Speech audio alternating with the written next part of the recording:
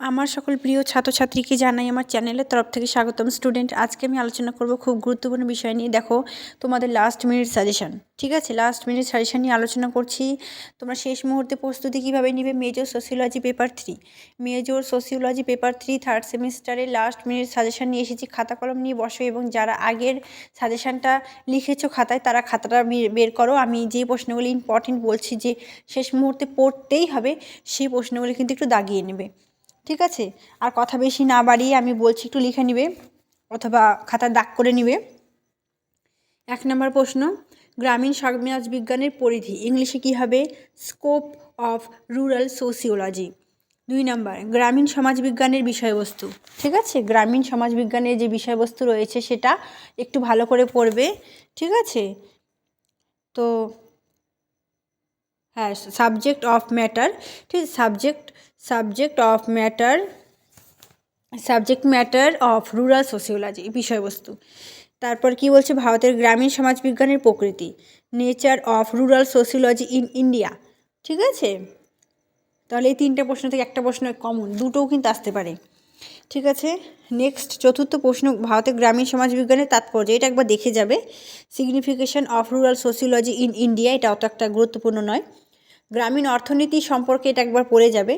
Right about rural economy, কৃষি সংস্কার কর্মসূচি very important. Agrarian reforms programs, ঠিক আছে? তারপর তোমরা ভূমি সংস্কার কর্মসূচি ভেরি ইম্পর্টেন্ট, উদ্দেশ্যটা পড়বে এটা থেকে। Land reforms programs objectives. সবুজ বিপ্লব ভেরি ভেরি ইম্পর্টেন্ট, আসবে 12তে না আসলে 6 আসবে। রাইট অ্যাবাউট গ্রিন রিভলিউশন অর্থাৎ বিপ্লব। কৃষির যে বাণিজ্যিকীকরণ, ইকোনমি অ্যাগ্রিকালচার, ঠিক আছে? অ্যাগ্রিকালচারটা পড়বে। গ্রামীণ উন্নয়নের বৈশিষ্ট্য উদ্দেশ্য, এটা একবার দেখবে। Right the characteristics and objectives of rural development, ঠিক আছে? এর মধ্যে থেকে যে অতি গুরুত্বপূর্ণ যে প্রশ্নগুলি বললাম সেগুলো পড়তেই হবে, স্কিপ একদমই করা যাবে না। বুঝতে পারছো তো বিষয়টি? তো তারপরে এবার 6 প্রশ্ন আমি আলোচনা করছি, ঠিক আছে? দাগ করে নেবে। সংস্কৃতকরণ সম্পর্কে লেখো, অর্থাৎ রাইট অ্যাবাউট সংস্কৃতাইজেশন। আধিপত্যশীল জাতি সম্পর্কে পড়বো, ডোমিনেন্ট কাস্ট পড়বো, ঠিক আছে? তারপর পড়বো আমরা প্যারোকিয়ালাইজেশন, ঠিক আছে? প্যারোকিয়ালাইজেশনটা পড়বো। সর্বজনীনকরণ ইউনিভার্সালাইজেশন, এটা খুব ইম্পর্টেন্ট। তারপর পড়বে মহান ঐতিহ্য ও সামান্য ঐতিহ্য, ভেরি ইম্পর্টেন্ট, আসবে পরীক্ষায়। Write about great tradition and little tradition, very very very important প্রশ্ন। দেখো, পরবর্তী গ্রাম সম্প্রদায়ের বৈশিষ্ট্য ইম্পর্টেন্ট রয়েছে। Write the characteristics of village community. Jajmani সিস্টেমের বৈশিষ্ট্য important. Write the characteristics of jajmani system.